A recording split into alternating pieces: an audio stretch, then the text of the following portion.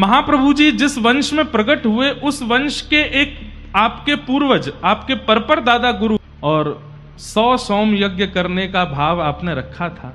आपके वो 100 यज्ञ पूरे नहीं हो पाए, तो आपने कहीं लिख दिया कि मेरे वंश में जितने भी बालक हों सबसे मेरी प्रार्थना है कि 100 यज्ञ की मैंने संकल्प लिए हैं, इतने यज्ञ हमारे हो गए, आगे जितने बालक हों वो यज्ञ करते रहें। कहते हैं 100वां यज्ञ कब पूरा हुआ? जब श्री लक्ष्मण भट्टी जी महाराज का प्रादुर्भाव हुआ, महाप्रभु जी के पिताजी। तो आपने जब 100वां यज्ञ पूरा किया तो आपने उत्सव मनाया और आप बड़े प्रसन्न होकर के सबसे बोले हमारे पूर्वजों की जो इच्छा थी 100 यज्ञों की, वो अब जाकर के हमारी पीढ़ी में आकर के पूरी हुई है। अब पत्नी हम काशी जाएं और काशी के विद्वान ब्राह्मणों को भोज करा करके वहां उत्सव करें इस यज्ञ का। काशी के लिए निकले। जैसे ही आप काशी पहुंचे, लेकिन तभी एक खबर फैल गई कि मुगलों ने काशी पर आक्रमण कर दिया है। और वो बात सुनते ही आप दोनों इतने व्याकुल हो गए, क्योंकि आपकी गृहिणी इलम्मा गारू माता जी गर्भवती थी, तो हमें रात्रि में ही काशी से वापस दक्षिण जाना चाहिए।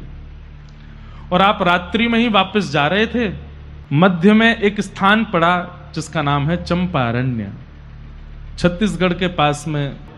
शमी वृक्ष के नीचे आपको थोड़ी प्रसव पीड़ा जैसी हुई और माता जी वहीं रुक गईं। और वहीं श्री इलम्मा गारू जी के गर्भ से कलयुग में द्वापर प्रकट करने महाप्रभु श्रीमद वल्लभाचार्य जी महाराज का प्रादुर्भाव हुआ। जन्म लेते ही आपने ना तो आंख खोली, ना मुख से कुछ स्वर प्रकट किया, ना हाथ पैर हिलाए। मतलब देखने में ऐसा लगा कि मानो कोई शव हो। माता पिता बाल में विचार करने लगे, कोई चेष्टा नहीं हो रही है, कुछ भी मुख से बोल नहीं रहे हैं। खूब प्रयास किया, इलम्मा गारू मैया खूब रोने लगी। आप हृदय से लगा करके रात भर रोती रही, लेकिन तब भी कोई चेष्टा नहीं की।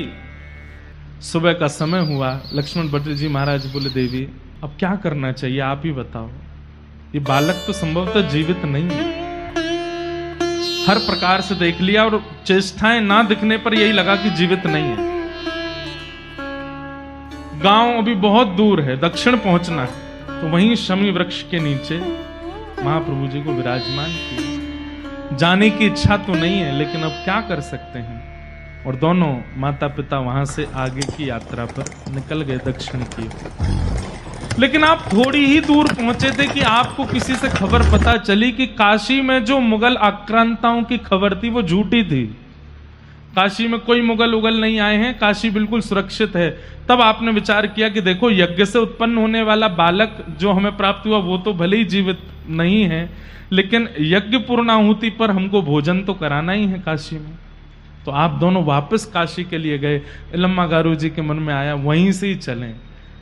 लक्ष्मण भट्टी जी बोले देवी और कष्ट होगा, उस स्थान को देखोगी, वृक्ष को देखोगी और पीड़ा होगी। लेकिन माँ तो माँ है, नहीं वहीं से चलिए ना, एक बार मैं दूर से ही देख लूंगी। जैसे ही आप वहां से निकले तभी क्या देखते हैं कि समी वृक्ष के नीचे अद्भुत अग्नि प्रज्वलित हो रही है। और अग्नि देख करके आप दोनों भयभीत हो गए, ये अग्नि कैसे? और जैसे ही दौड़ करके जाकर के देखा तो चारों तरफ अग्नि का मानो जैसे एक पात्र हो, और उस पात्र के मध्य में श्रीमद वल्लभाचार्य जी महाराज नेत्र भी खोल रहे हैं, किलकारी भी भर रहे हैं, अपने हाथ भी चला रहे हैं, चरण भी चला रहे हैं। जो एक बालक चेष्टा होती है वो सब चेष्टाओं का दृश्य। बोले ये सामान्य बालक नहीं, मैं से पहले आए थे इसलिए इनका ध्यान चल रहा था तुम्हारे गर्भ में। वो ध्यान कुछ दिन का अवशेष रह गया था, इसलिए जन्म लेते भी वो ध्यान में ही थे। अब वो ध्यान पूर्ण हुआ है। आप दोनों जैसे समीप गए अग्निदेव शांत हो गए और नन्हे से श्रीमद वल्लभाचार्य जी महाराज, सद्दू पाणे नाम के एक ब्रजवासी, उनकी खूब सारी गैया, और उन्हीं गैयाओं में एक गैया वो थी जो नंद बाबा की 9 लाख गैयाओं की ही वंशधर है। उसकी बेटी की बेटी की बेटी की बेटी की बेटी चली आई। तो सद्दू पाणी की गैया सब जाती हैं गिरिराज जी पर चरवे के काजे। उनमें ते एक सबसे सुंदर गैया जाके दुग्ध में ते नेक नेक सुगंधी आयो करती। वो गैया कहीं एकांत में जाए करके सबरो दूध बहाया वे अपनो। लौट करके शाम को जब आमे सद्दू पाने दूध नकारे तो वहां में दूध नहीं। सद्दू पाने के जे मेरी सबते कुशल गैया है और यही को दूध कोई चोरी कर ले चोर, मैं कल पीछे जाऊंगा डंडा लेके देखूं तो सही कौन दूध पीवे। सद्दू पाने पीछे पीछे गए तो क्या देखा, श्री गिरिराज जी के ऊपर एक विशेष स्थान, वहां पर वो गैया खड़े होकर के अपने थनों से संपूर्ण दुग्ध का बिना हाथ के स्पर्श के प्रवाह कर देती है।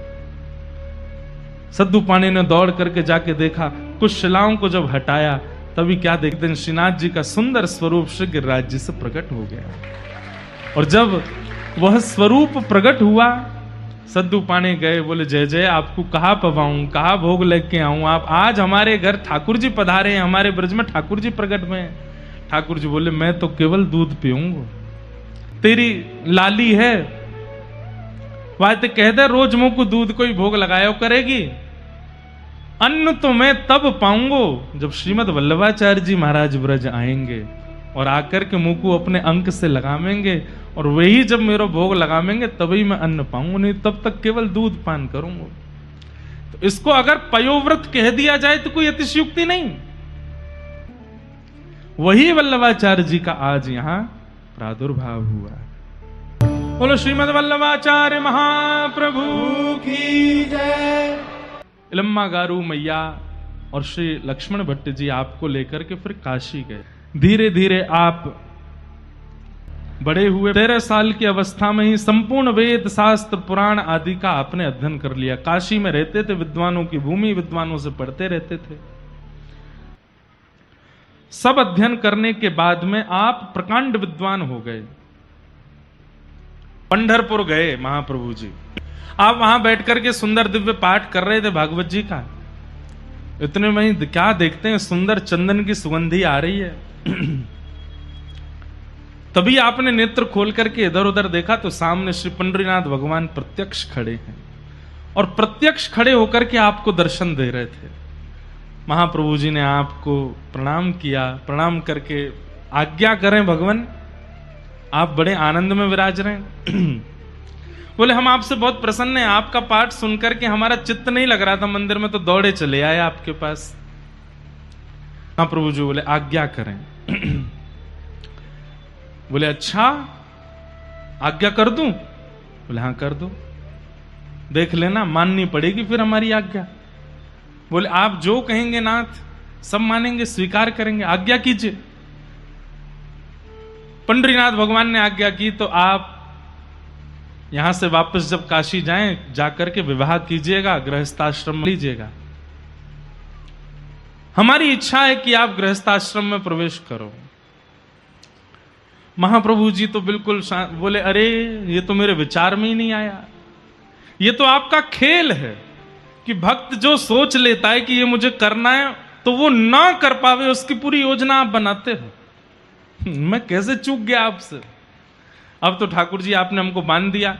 ठाकुर जी बोले आपने हमको वचन दिया है, जो हम मांगेंगे आप दोगे, हम आपसे मांग रहे हैं आप गृहस्थाश्रम में प्रवेश करो, विवाह करो। वल्लभाचार्य जी बोले आप अगर भगवान हो तो हम भी तो भक्त हैं। भगवान को भगवान बनाता कौन है? भक्त ही तो बनाता है। आप अगर चतुर हैं तो हम भी चतुर शिरोमणि हैं। नाथ आपकी इच्छा पूरी मैं करूंगा, लेकिन बदले में मुझे भी कुछ चाहिए।